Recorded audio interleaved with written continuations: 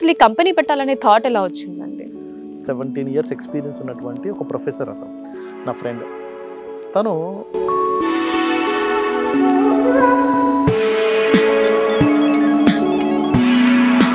మోసం చేయాలనుకునే వ్యక్తి ఎప్పుడూ మోసం చేయడానికి చూస్తూనే ఉంటాడు. ప్రతి ఒక్కరు జాగృతితో ఉండాలి అనేటువంటి ఒక నినాదంతో నేను ఈ కంపెనీ స్టార్ట్ చేయడం జరిగింది. ఒరిజినల్ కాన్సెప్ట్ ఏంటంటే ప్లాట్స్ బజార్ కాన్సెప్ట్ ఏంటంటే, ఇప్పుడు బయట మార్కెట్లో ఎలా ఉందంటే, ఒక 10 రూపాయల వస్తువుని మార్కెట్ చేసి ఒక 20 రూపాయలకి అమ్మడం జరుగుతుంది.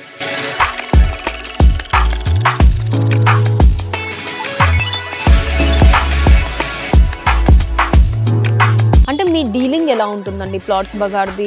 Direct from the landlords or దాని ఓనర్స్ దగ్గర నుంచి ఉంటుందా? అంటే మధ్యలో ఈ మార్కెటింగ్ వాళ్ళు ఎవరు లేకుండా? మధ్యలో మార్కెటింగ్ వాళ్ళంటే ఎవరు ఉంటారండి?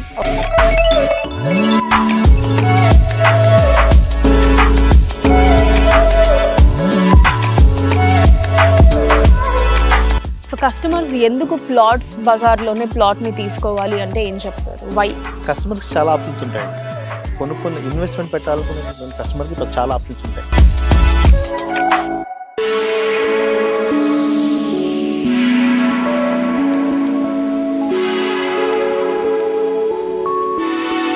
ఓకే, సో అన్ని కంపేర్ చేసి చూసుకోమంటారు మనకి, కదా యాడ్ లాగా కంపేర్ చేసి.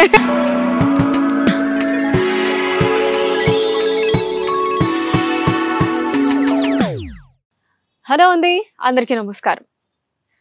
ఒక సొంత భూమి ఉండాలి అనేది ప్రతి ఒక్కరి కల.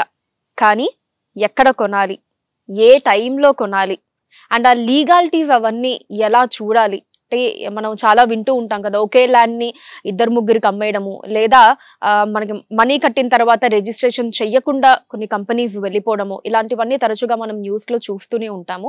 మరి వీటి బారిన పడకుండా మనల్ని మనం ఎలా కాపాడుకోవాలి, ఒక మంచి ల్యాండ్ని అంటే అన్ని లీగాలిటీస్ కావచ్చు, అన్ని అప్రూవల్స్ ఇలా ఉండేటటువంటి ల్యాండ్ని మనం ఎలా సెలెక్ట్ చేసుకోవాలి అనేది ఖచ్చితంగా అందరికీ ఒక క్వశ్చన్ మార్క్. మరి ఆ క్వశ్చన్ మార్క్స్కి, ఇలా పలు క్వశ్చన్ మార్క్స్కి ఆన్సరే ప్లాట్స్ బజార్. సో ఇది వన్ స్టాప్ సొల్యూషన్ అని చెప్పుకోవచ్చు అండి. వీళ్ళ దగ్గరికి మనం వెళ్తే చాలు, సో మన రిక్వైర్మెంట్స్ని తెలుసుకొని, అంటే మనం ఏ బడ్జెట్లో చూస్తున్నాము, ఏ లొకాలిటీ అనుకుంటున్నాము, సో ఇలా అన్నీ కూడా డీటెయిల్స్ మన దగ్గర నుంచి వాళ్ళు తీసుకోవడం జరుగుతుంది. మన రిక్వైర్మెంట్స్కి 100% మ్యాచ్ అయ్యేటటువంటి ల్యాండ్స్ని మనకి ఇవ్వడం జరుగుతుంది. సో వీటిలో గనక మనం ఇన్వెస్ట్మెంట్ చేసుకుంటే గనక మన భావి తరాలకు కావచ్చు, ఈవెన్ మనకి ఫ్యూచర్లో ఎప్పుడైనా మంచి రిటర్న్స్ గనక మనం ఆశిస్తున్నట్లయితే, సో దానికి తగ్గట్టుగా బెస్ట్ ప్లాట్స్ని వీళ్ళు మనకి సజెస్ట్ చేయడం జరుగుతుంది. అండ్ ఎస్, మరిన్ని డీటెయిల్స్ దీనికి సంబంధించి మాట్లాడడానికి ఇప్పుడు మనతో పాటు plots bazaar managing director Shivaraj గారు ఉన్నారు. వారితో మాట్లాడదాం. నమస్కారం శివరాజ్ గారు, ఎలా ఉన్నారండి? బాగున్నానండి, మీరు ఎలా ఉన్నారు? గ్రేట్ అండి, ఫైన్. సో శివరాజ్ గారు, ఫస్ట్ ఆఫ్ ఆల్ అంటే నేను ఇంట్రడక్షన్ లో చెప్పినట్టు కంపెనీ గురించి ఒక ఓవర్ వ్యూ అయితే నేను ఇవ్వటం జరిగింది. బట్ మరిన్ని డీటెయిల్స్ మీ ద్వారానే ఇప్పుడు మాట్లాడి తెలుసుకోబోతాను నేను. సో ఫస్ట్ ఆఫ్ ఆల్ అసలు ఈ కంపెనీ పెట్టాలనే థాట్ ఎలా వచ్చిందండి? అసలు ప్రీవియస్ ప్లాట్స్ బజార్ నేను ఒక ఫ్యాకల్టీని యాక్చువల్గా. So almost 8-9 years of experience నేను ఫ్యాకల్టీ వర్క్ చేసేటప్పుడు నా ఒక ఫ్రెండ్ ఉండేవాడు. సో ఒక పేరు చెప్పడం దానికి గాను, ఒక ఇంజనీరింగ్ కాలేజ్లో ఆల్మోస్ట్ ఒక 17 ఇయర్స్ ఎక్స్పీరియన్స్ ఉన్నటువంటి ఒక ప్రొఫెసర్ అతను నా ఫ్రెండ్. తను నన్ను అడిగాడు మాట ఒకరోజు, నేను ఇట్లా ల్యాండ్ కొందాం అనుకుంటున్నాను, ఇట్లా నీకు చాలా రోజుల నుంచి సేవింగ్స్ చేస్తున్నాను, కొంత అమౌంట్ ఉంది నా దగ్గర, ల్యాండ్ కొందాం అనుకుంటున్నాను, ఎక్కడ కొంటే బాగుంటుంది అని నన్ను అడిగాడు. అప్పటికి నేను ఈ బిజినెస్లో లేను, సో నేనేమి సజెస్ట్ చేయలేదు, ఎందుకంటే నాకు దీని గురించి ఏమీ నాలెడ్జ్ లేదు. సో అందుకోసం అని చెప్పేసి నేను ఇతనికి ఏం సజెస్ట్ చేయలేదు. అయితే ఒకరోజు తను వెళ్ళే దారిలోనే ఒక వెంచర్ చూసుకుని ఆ వెంచర్లో ప్లాట్ కొనుక్కోవడం జరిగింది. ప్లాట్ కొన్న తర్వాత ఒక 3 మంత్స్ వరకు రిజిస్ట్రేషన్ కాలేదు, 4 మంత్స్ వరకు కాలేదు. అరే 3-4 మంత్స్ అయిపోయింది, ఇంకా రిజిస్ట్రేషన్ కాలేదని చెప్పేసి ఆఫీస్కి వెళ్ళాడు. ఆఫీస్ కూడా లేదు అక్కడ, ఆఫీస్ కూడా షట్ డౌన్ అయిపోయింది. సో సరే ల్యాండ్ ఎక్కడికి పోయింది, ల్యాండ్ అక్కడే ఉంటుంది కదా. ల్యాండ్ దగ్గరికి వెళ్తే అప్పటికే అక్కడ ఒక 40-50 మంది నాన్ సెన్స్ చేస్తూ ఉన్నారు. ఒక్కొక్క ప్లాట్ని 4-5కి అమ్మాడు ఆయన. దాంతోపాటు అందులో ఉన్నటువంటి లీగాలిటీ కూడా లేదు, ఆ ప్రాజెక్ట్లో లీగాలిటీ కూడా లేదు. సో జస్ట్ వాళ్ళు ఒక పిక్చర్ పెట్టారంతే. సో ఇక్కడ ఒక వెంచర్ వేస్తున్నాము అని చెప్పేసి ఒక ఫేక్ ఇన్ఫర్మేషన్తోని ఒక వెంచర్ వేసి అమ్మేసుకుని వెళ్ళిపోయినారు. సో కొనుక్కున్నటువంటి వ్యక్తులు దాదాపుగా ఒక 300 పైగా వ్యక్తులు ఉన్నారు. ఆ రోజు అక్కడికి వచ్చిన మంది 40-50 మంది ఎవరైతే కొంచెం బ్యాక్గ్రౌండ్ ఉండి వాళ్ళు ఫైట్ చేసి ఇది మా ల్యాండ్, ఈ జాగా మాది అని చెప్పేసి లాక్కోవడం జరిగింది. సో ఇతను అయితే ప్రొఫెసర్, నాకు తెలిసిన పర్సన్, అతను ప్రొఫెసర్. సో అతను ఏం చేస్తాడు, 10 మందిని వేసుకుని వెళ్ళి 10 రోజులు అక్కడ కూర్చుండడానికి ఇక్కడ మళ్ళీ జాబ్ పోతుంది కదా. సో పోలేడు. సో ఎవరికన్నా చెప్పినా పరువు కూడా పోతుంది. ఎందుకు అని చెప్పేసి ఏమీ చేయలేక వదిలేసుకున్నటువంటి సిచ్యువేషన్. సో అక్కడ మోసం చేయాలనుకునే వ్యక్తి ఎప్పుడు మోసం చేయడానికి చూస్తూనే ఉంటాడు. కానీ ప్రతి ఒక్కరు జాగృతతో ఉండాలి అనేటువంటి ఒక నినాదంతో నేను ఈ కంపెనీ స్టార్ట్ చేయడం జరిగింది. సో ప్లాట్స్ బజార్ ఇప్పుడు ఎందుకు ఈ నా ఫ్రెండే నష్టపోయాడు. ఇలాంటి వ్యక్తులు మరో 10 మంది నష్టపోకూడదు, వాళ్ళందరికీ కూడా మనం హెల్ప్ చేయాలి, దాంతోపాటు మనం కూడా ₹1 డబ్బు సంపాదించుకోవాలి అనేటువంటి ఒక కాన్సెప్ట్తోని ఈ కంపెనీ స్టార్ట్ చేయడం జరిగింది. సో ఇప్పటి వరకు దాదాపుగా 800 పైగా ఫ్యామిలీస్ని, హ్యాపీ ఫ్యామిలీస్ని మా సంస్థ ద్వారా ప్లాట్ పర్చేజ్ చేయించడం జరిగింది. హైదరాబాద్ చుట్టుపక్కల ఏరియాస్తో పాటు అండ్ అవుట్ స్టేషన్స్తో కూడా మేము సేల్ చేయడం జరిగింది. సో ఈ ప్లాట్స్ బజార్ యొక్క ముఖ్య ఉద్దేశం ఏంటంటే, ఎక్కడైతే లీగాలిటీ 100% ఉంటుందో, ఏదైతే ప్రాజెక్ట్ 100% అన్ని అప్రూవల్స్ ఉంటుందో, ఎలాంటి ఇబ్బందులు ఉండవో, అలాంటివన్నీ కూడా లీగాలిటీని పర్ఫెక్ట్గా చెక్ చేసి మార్కెట్లో ఉన్నటువంటి ప్రైస్ కన్నా తక్కువ ప్రైస్కి కస్టమర్స్కి తీసుకురావడం జరుగుతుంది. ఇది మేము చేసేటువంటి జాబ్. ఓకే అండి. అండ్ ఒరిజినల్ కాన్సెప్ట్ ఏంటండి, అంటే ప్లాట్స్ బజార్ కాన్సెప్ట్ ఏంటంటే, ఇప్పుడు బయట మార్కెట్లో ఎలా ఉందంటే, ఒక ₹10 వస్తువుని మార్కెట్ చేసి ఒక ₹20కి అమ్మడం జరుగుతుంది బయట. ఇట్లా అమ్మకూడదు. ఇప్పుడు ₹10 విలువ చేసే ప్రోడక్ట్ని ₹20 పెట్టి కొంటే అతనికి ₹20 పెట్టి కొన్నటువంటి వ్యక్తికి రిటర్న్ ఎప్పటికి వస్తుంది? సో 2 years అడ్వాన్స్ మనం పర్చేజ్ చేసినట్టు అవుతుంది. కాకపోతే ఇప్పుడు ప్రెసెంట్ మొత్తం సిస్టమ్ అంతా కూడా ఇంకా అలానే ఉన్నట్టుంది కదా సార్. అంటే మార్కెటింగ్ ఏజెంట్స్ ఎవరైతే ఉంటారో ఏంటంటే ఈ ఖర్చు ఎప్పుడు పెరుగుతుందంటే, ఒక బ్రాండ్ అంబాసిడర్ని పెట్టడము, లైక్ ఒక ఫిల్మ్ స్టార్ కానివ్వండి, ఆల్రెడీ కోట్లు సంపాదించినటువంటి ఫిల్మ్ స్టార్స్ని తీసుకొచ్చి వాళ్ళకి కోట్లు ఇన్వెస్ట్మెంట్ పెట్టి చేయడము, దాంతో పాటు వీళ్ళు అడ్వర్టైజ్మెంట్ కోసము చాలా చాలా హ్యూజ్ ఎక్స్పెండిచర్ పెట్టి దీని ద్వారా ఎక్కువ ఎక్స్పెండిచర్ చేయడం ద్వారా వీళ్ళు కాస్ట్ పెంచాల్సి వస్తుంది. సో మార్కెటింగ్ ఏజెంట్స్కి మిగిలేది ₹1, ₹10లో ₹1 మిగులుతుంది మహా అయితే. కానీ ఇక్కడ హ్యూజ్గా డిఫరెన్స్ అనేది ఎప్పుడు వస్తుందంటే, ఈ ఎక్స్పెండిచర్ వల్ల, అన్నెసరీ ఎక్స్పెండిచర్ పెంచేసుకోవడం వలన హ్యూజ్గా డిఫరెన్స్ వస్తుంది. సో అలాంటి డిఫరెన్షియేషన్ ఉండకూడదు. సో మేము ఒకటే అనుకున్నాం, ఎవరైతే ఇన్వెస్ట్మెంట్ పెట్టాలనుకుంటున్నారో బ్లైండ్గా వెళ్ళి పెట్టకూడదు, కంపేర్ చేసుకోవాలి. Plots bazaar compare your investment, అదే నిదానంతో మనం కంపెనీ తీసుకొచ్చాం. అదే మా కాన్సెప్ట్. కంపేర్ చేసుకోవాలి వాళ్ళ ఇన్వెస్ట్మెంట్, 10 రకాల ఇన్వెస్ట్మెంట్స్తో కంపేర్ చేసుకోవాలి. దాంతోపాటు మాది కూడా ఒక ఆప్షన్గా పెట్టుకుని కంపేర్ చేసుకుని వాళ్ళు ఏది బెస్ట్ అనుకుంటే అది ఇన్వెస్ట్మెంట్ చేయాలి. ఓకే. అంటే మీ డీలింగ్ ఎలా ఉంటుందండి ప్లాట్స్ బజార్ది? Direct from the landlords or దాని ఓనర్స్ దగ్గర నుంచి ఉంటుందా? అంటే మధ్యలో ఈ మార్కెటింగ్ వాళ్ళు ఎవరు లేకుండా? మధ్యలో మార్కెటింగ్ వాళ్ళంటే ఎవరు ఉండరండి. ఓకే.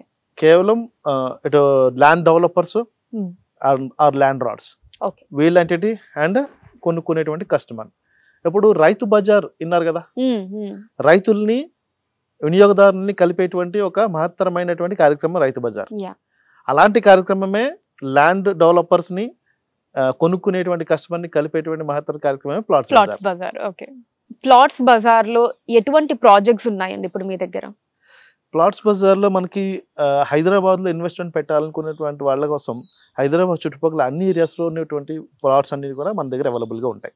లైక్ షాద్నగర్ కానివ్వండి, highest investors in Hyderabad going to the Shadnagar అనేది. ఎందుకంటే షాద్నగర్కి కనెక్టివిటీ అలా ఉంటుంది. ఒక పక్కన ఎయిర్ కనెక్టివిటీ కానివ్వండి, ఎయిర్పోర్ట్ కనెక్టివిటీ, ఇంకో పక్కన లైక్ రోడ్ కనెక్టివిటీ, అదే it's a national highway. So Bengaluru నుంచి హైదరాబాద్కి కనెక్ట్ అయ్యేటువంటి నేషనల్ హైవే, అదో కనెక్టివిటీ, ట్రైన్ కనెక్టివిటీ. సో ఇట్లా ప్రతి ఎంఎంటీఎస్, హైదరాబాద్ సిటీ నుంచి ఎంఎంటీఎస్ తోని కనెక్ట్ చేయబడినటువంటి సిటీ.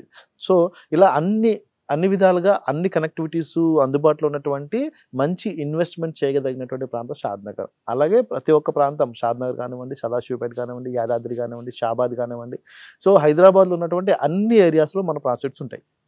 Okay. హైదరాబాద్ ఉన్నటువంటి అన్ని ఏరియాస్లో మన ప్రాజెక్ట్స్ ఉంటాయి. ఏ ప్రాంతంలో ఇన్వెస్ట్మెంట్ చేయాలనుకున్న వాళ్ళైనా కూడా మాతో పాటు వచ్చి కంపేర్ చేసుకోవచ్చు వాళ్ళ Okay. ఇన్వెస్ట్మెంట్. Okay.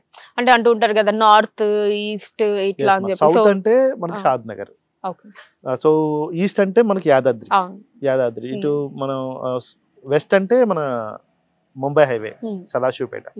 సో ఇప్పుడు మనకి సదాశివపేట కంపేర్ చేసుకున్నట్టయితే సదాశివపేట కూడా మంచి గ్రోత్ ఉన్నటువంటి ఏరియా. ఇప్పుడు మనం హైదరాబాద్ గ్రోత్ని ఒక ఫిల్టర్ చేస్తే, సో ఫస్ట్ మనం జూబ్లీస్ పంజాగుట్ట తీసుకుందాం. మన national highway Sadashivpet highway start అయ్యింది పంజాగుట్ట నుంచి కదా. సో పంజాగుట్ట దగ్గర తీసుకుందాం, దానికి ఆనుకుని బంజారా హిల్స్, కొంచెం ముందుకు వస్తే అమీర్పేట్ జూబ్లీ హిల్స్ దానికి ఆనుకుని ఉంటుంది. సో ఇంకొంచెం ముందుకు వస్తే మన కూకట్పల్లి ఏరియా దానికి ఆనుకొని మాదాపూర్, అటు హైటెక్ సిటీ. ఇంకొంచెం ముందుకు వస్తే లింగంపల్లికి ఆనుకొని గచ్చిబౌలి. ఇంకొంచెం ముందుకు వస్తే పటాన్చెరుకు ఆనుకొని కోకాపేట. సో అలా ఇంకొంచెం ముందుకు వస్తే సంగారెడ్డికి ఆనుకొని శంకర్పల్లి. అవన్నీ కూడా అట్ స్ట్రెచ్ ఈ హైవేకి ఆనుకుని ఉంటాయి. మీరు మిగతా హైవేలో ఏ హైవేలో మీరు ట్రావెల్ చేసినా కూడా ఒక ఊరు దాటిన ఫీలింగ్ వస్తుంది. సదాశివపేట హైవే మీరు ఏదైతే ముంబై హైవేలో మనం ముందుకు వెళ్తా ఉంటామో మన ఊరు దాటిన ఫీలింగ్ రాదు. సంగారెడ్డి వరకు కూడా ఎక్స్పాండ్ అయిపోయింది సిటీ. సో దానికోసం దాని నెక్స్ట్ ఎక్స్పాన్షనే సదాశివపేట. సో ఇప్పుడు గచ్చిబౌలిలో కొనుక్కోలేదు మనం ప్లాట్, అయ్యో మనం ఒక 10 సంవత్సరాల క్రితం గచ్చిబౌలిలో కొనుక్కుంటే బాగుండే అనుకునేటువంటి వ్యక్తులు వందల కొద్ది వేల కొద్ది ఉంటారు, రైట్? అలాంటి వ్యక్తుల కోసం సదాశివపేట. ఇప్పుడు రేపొద్దున గచ్చిబౌలిలాగా మారబోయేటువంటి ప్రాంతాలు అవి, శంకర్పల్లి లాంటి లాగా మారబోయేటువంటి ప్రాంతాలు అవి, కోకాపేట లాగా మారబోయేటువంటి ప్రాంతాలు అవి. సో అలాంటి ప్రాంతాల్లో మనం ఇన్వెస్ట్మెంట్ పెట్టుకున్నట్టయితే రేపన్న రోజున ఇప్పుడు మనం పెట్టేది మహా అయితే 20 లక్షలు లేదంటే 50 లక్షలు, రేపొద్దున అది 2 కోట్ల నుంచి 5 కోట్ల వరకు వెళ్ళేటువంటి అవకాశం ఉన్నటువంటి ప్రాంతాల్లో మనం ఇస్తున్నాం. హైవేకి ఆనుకుని ఉన్నటువంటి ప్రాజెక్టులు. సో బాగా డెవలప్మెంట్ చుట్టుపక్కల ఉన్నటువంటి ఎస్ఈజెడ్లు అనౌన్స్ చేసినటువంటి ఏరియాస్లో అండ్ చుట్టుపక్కల బాగా రిప్యూటెడ్ కంపెనీస్ ఎస్టాబ్లిష్మెంట్స్ చేయడం కోసం ల్యాండ్ అక్విజిషన్ చేసుకునేటువంటి ప్రాంతాల్లో, అలాంటి ప్రాంతాల్లో మనం ఈ వెంచర్స్ అనేవి వేయడం జరిగింది. సో వాళ్ళు మనం ఇచ్చేటువంటి ప్రైస్ కూడా ది బెస్ట్ ప్రైస్ ఇస్తాము అండ్ వాళ్ళు కంపేర్ చేసుకోవచ్చు. ఓకే.